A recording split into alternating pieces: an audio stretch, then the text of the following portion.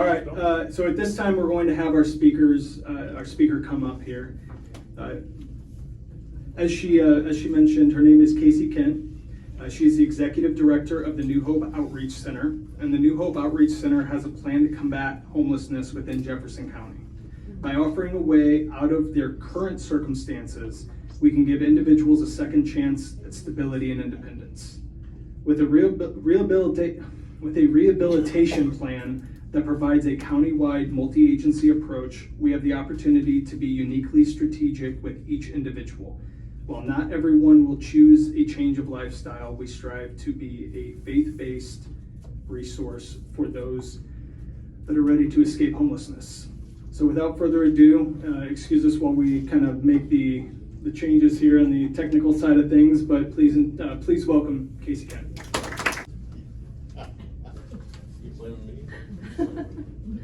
Good evening, my name is Casey Kent. Can everybody hear me all the way in the back? Awesome, thank you. I usually don't have an issue, but I just wanted to make sure.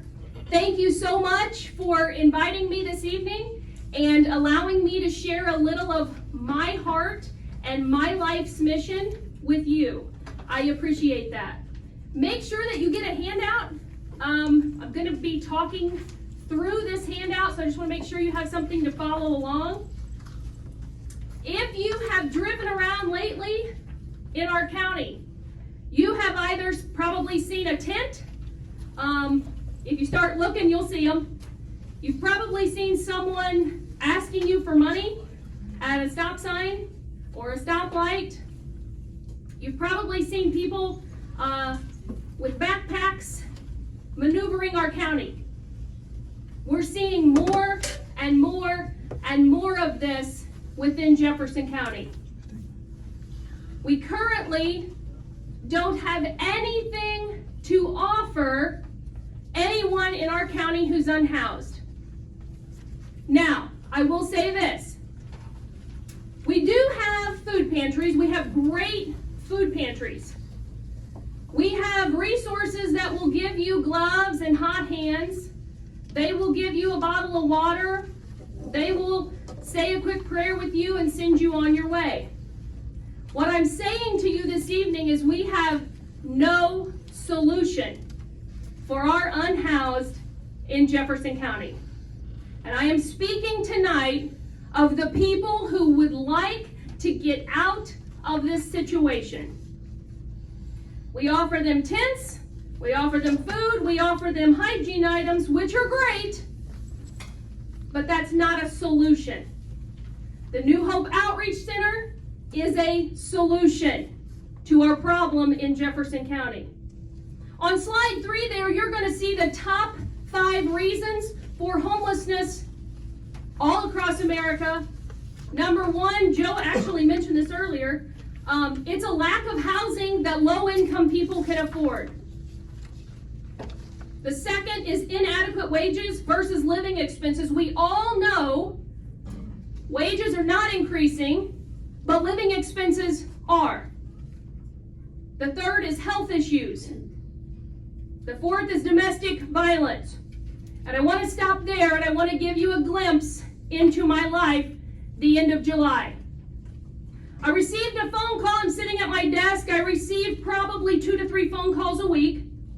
But I received a phone call the end of July.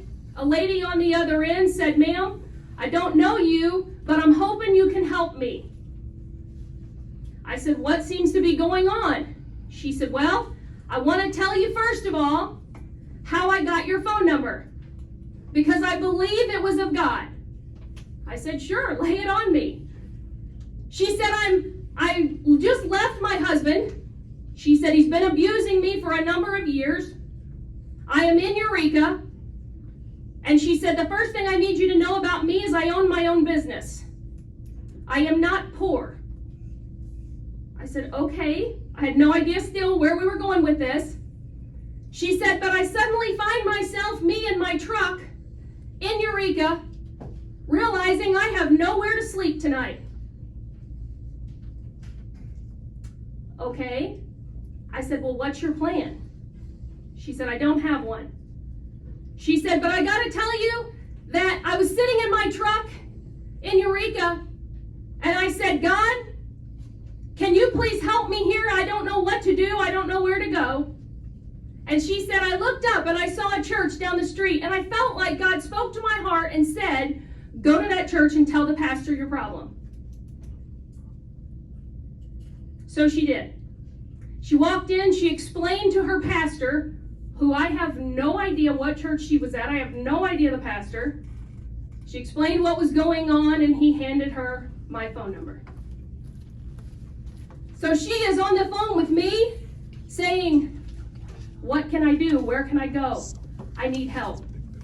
So I asked the first question I always ask, ma'am, do you use drugs? She said, no, ma'am. I cannot use drugs. I own my own business. It doesn't work like that. She was very adamant, kind of offended I asked her, but hey, it's where we're at, right? So I said, okay, well, tell me your plan. She said, I'll tell you my plan. I'm a member of Planet Fitness. She said, when I left home with nothing. My plan is to go to the Planet Fitness and get a shower and sleep in my truck. She said, ma'am, it's just dawned on me that I'm homeless. My heart broke for her. So I reached out in an emergency. I happened to remember that the Salvation Army had money that they could put someone as an emergency into a hotel if I called them. I reached out, no answer on the phone. I shot an email, said a quick prayer, and about 3 minutes later, after they're supposed to be off work, I got a phone call, and the lady said, Casey, you never email me. What's going on? I saw your email. I said, I better stop and take this. She did. She called me. I said, hey, I'll tell you what, I told her the situation. She said, give me her name and phone number. I'll get her in a hotel tonight. I happened to reach out to Comtree at the same time. Sue Kerfman, the CEO, I said, shot her an email. Sue, we need help. I think I have a domestic violence situation. Do you have any room? We don't have a shelter in Jefferson County. I don't know what else to do with her. Sue happened to be in a meeting, praise God, sitting next to the lady that runs their domestic violence shelter. Within 5 minutes, that lady called me, got the lady's information, and she said, Casey, I happen to have one room that just opened up. It's so just opened up, it won't be ready for 3 days. I said, well, ma'am, the Salvation Army can do 2 nights in the hotel if you can get her in on the 3rd day. Guys, I don't tell you that story except to say, welcome to my life. This is what I see day in and day out. I do not have drug addicts calling me saying, help me get out of my situation. This is what we're dealing with. That 4th slide there, I want you to take a look at Sandy. Sandy lives in Jefferson County. She earns $16 an hour. That's a little over $33,000 a year. Sandy works 40 hours a week and after taxes brings home $21.70 a month. This wage means that she's not eligible for government assistance. She lives in a 1-bedroom apartment in Barnhart, which on average, as we know, is $1,385 a month. She's whittled her trip to Walmart down to $200 a month.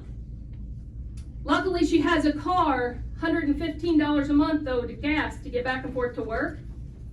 She spends $105 a month in utilities, $68 on the cell phone. She's required to have renter's insurance on this apartment. Between that and her auto insurance, it's $185. She's paying on an old medical bill because obviously she doesn't have health insurance. That costs her $20 a month. Barring any other expenses, Sally has $92 left over at the end of the month. No insurance, her car tires are going bad, and she obviously doesn't have any savings. She's one incident away from homelessness. At the end of 2022, the statistic for Jefferson County, Missouri was 83% of the people in our county are one incident away from being homeless. Take a look there on slide 4. These are tents. This picture was taken last week on the 17th. I was informed that the tents in this camp since spring have doubled. Twice as many tents. Officer Cruz that took these pictures said, Casey, I've got good news and bad news. I said, okay, lay it on me. He said, The good news is there's less trash. The bad news is there's double the amount of tents. That's what people in Jefferson County are living in. In 2022, the Sheriff's Department located and were able to assist 120 individuals in Jefferson County. Last week, Jefferson Franklin Community Action gave me the statistic that there are now 5,500 applications sitting at the Community Action waiting for housing assistance. Now you would be saying to yourself, well, that doesn't seem too large. Yes, it is. And I'll tell you how large it is. As of August 31st, they are shutting down, the board has voted, Jefferson Franklin Community Action is shutting down this list.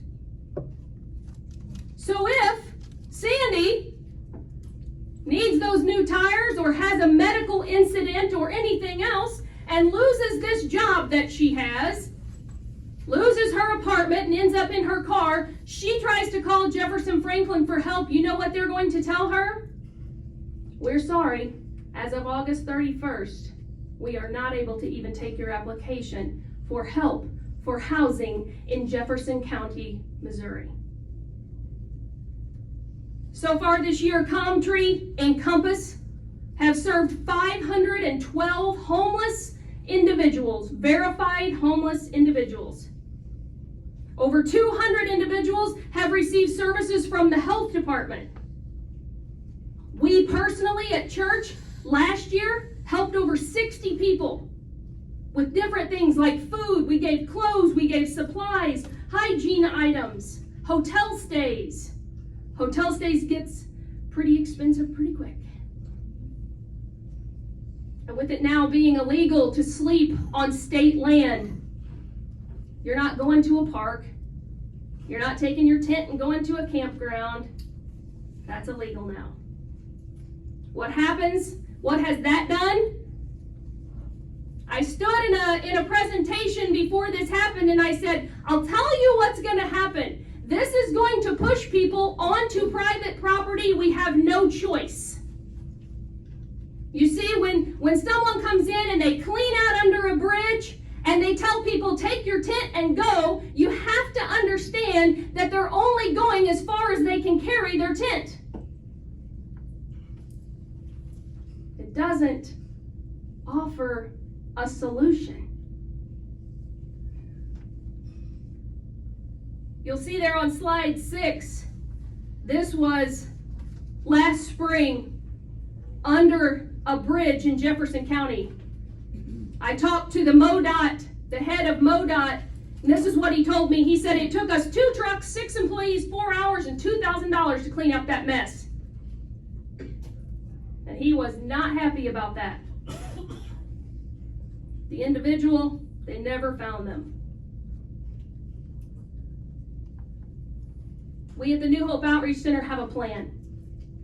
We have a plan to offer a multi-agency approach to help people get back on their feet. See, we can't accomplish this by one agency and one agency alone.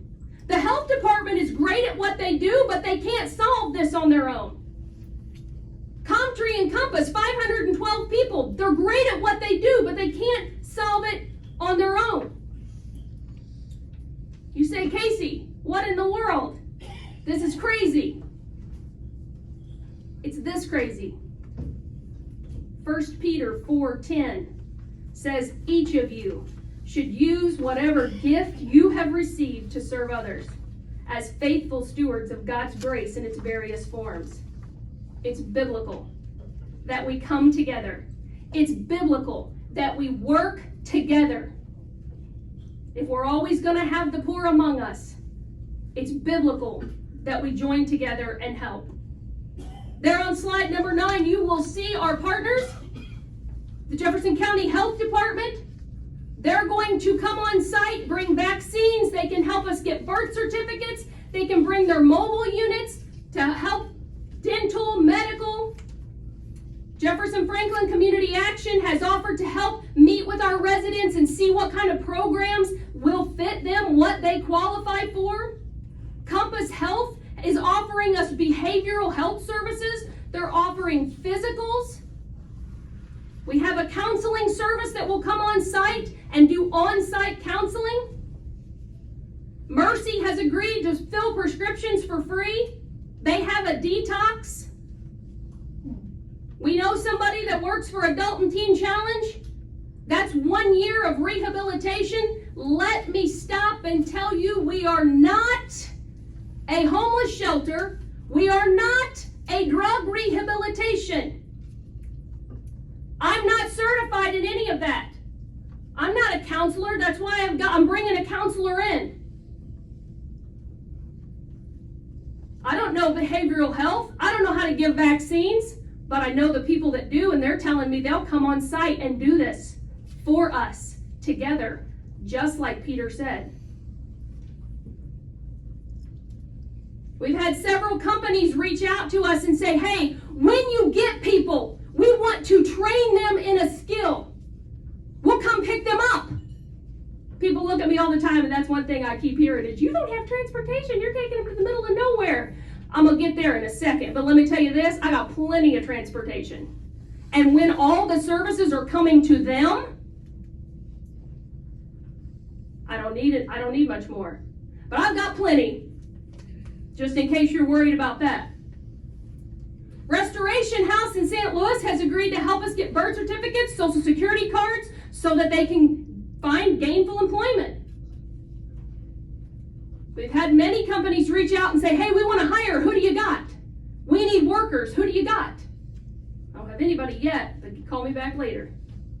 Jefferson College has said, hey, will any of your people need GEDs? Probably. Would they like to take other classes? Hey, someday can we build for you? Great. See what happens. But our plan, you're going to see our plan. It starts there on slide 10. We're going to work with these agencies. We're going to find these people through referrals. I say this every time I speak, I'm not running behind Walmart and snatching up somebody. That's absurd. I want people that want to be there. The second part of this plan is we do a pre-screen intake.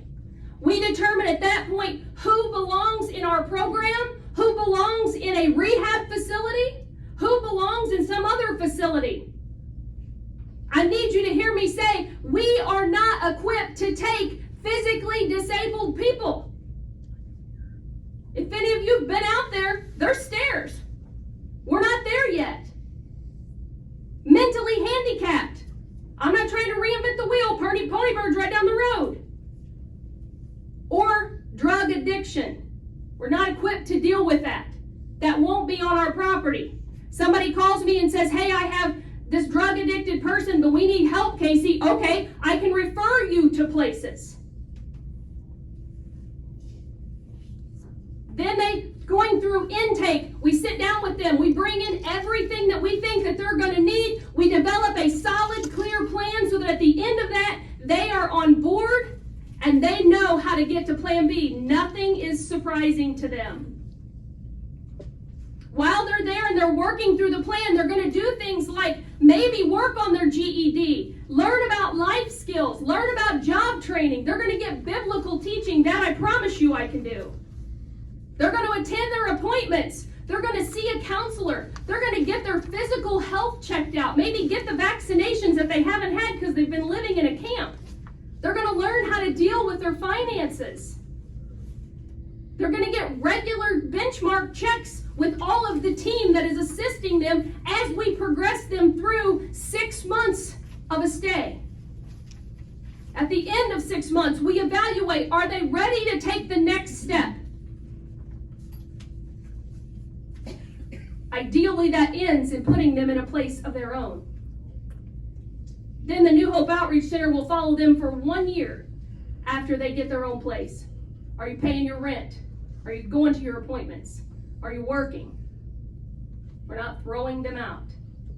On slide 14 there, you'll see the property that we have purchased. We're excited about this. We are zoned appropriately, and we are about ready to start renovations. and we are super excited about that. A couple of things I do need to tell you. It's just north of Hillsboro, and someone said to me the other day, and I got to address it because they said, well, how are you going to keep them on that property? I said, whoa, whoa, whoa. We are a rehabilitation facility. We are not a prison. If someone living there does not want to be there, they are free to go at any time.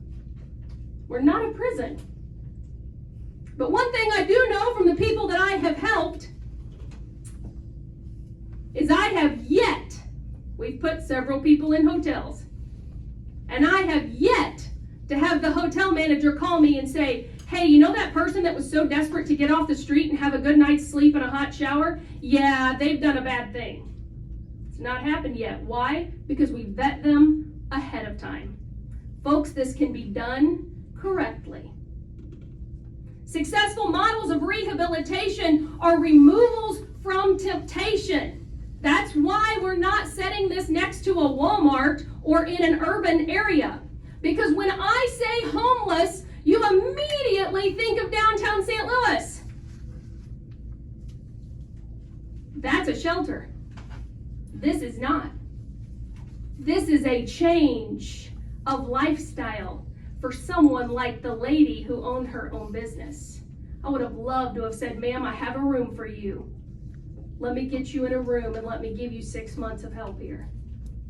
She desperately probably will need to see a counselor in the next 6 months. So how can you help? Well, we are donation and grant based. I'm going to say that again for those in the back of the room. We are donation and grant based. That means we get money from donations, fundraisers, and community grants. I did not say ARPA funds. I did not say government money.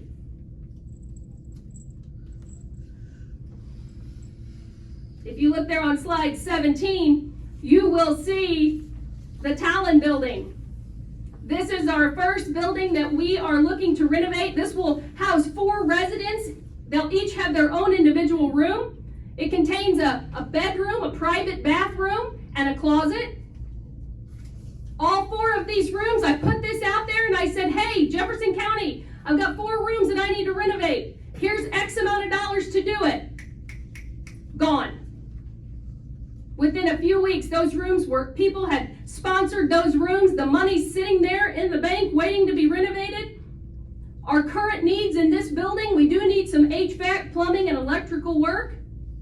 I have had a few companies reach out to me willing to do some of that.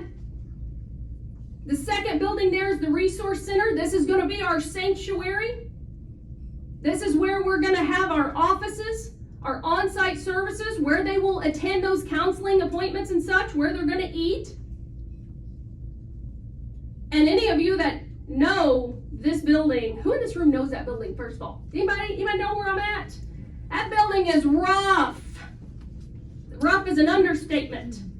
I'll tell you how bad it is. I was walking it the other day with a contractor and I said, I have no idea how that bird's nest got in here. And he laughed. And I said, why are you laughing? And he said, hon, that's a rat's nest. I did not know, but yeah. Again, that's not my specialty. But we do need HVAC, plumbing, electrical, and right now we're raising money for window replacement in this building. So based on up to 10 people, our monthly operating budget is going to be between $16,000 and $18,000 a month. And you have all of our contact information on that very last page. If you have anything that you think of when you get home, how is this going to work? Please email me, call me, let me know. But I appreciate you taking the time to hear the plan.